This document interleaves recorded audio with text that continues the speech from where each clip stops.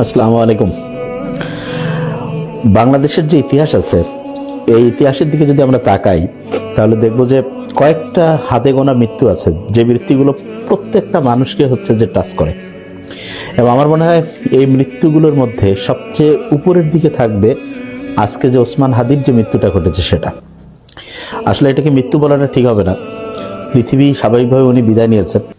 তো ওনার উপরে যে আক্রমণটা হয়েছে এবং এতে যে উনি যে জীবনটা দিয়েছেন, আমার মনে হয় যে প্রত্যেকে মন থেকে অনুভব করছে যে পরিবারের একজন কাছের খুব মানুষ, একজন চলে গেলে যেই কষ্টটা আসে সেই কষ্টটা আমার মনে হয় অটোমেটেড আসতেছে, ঠিক না?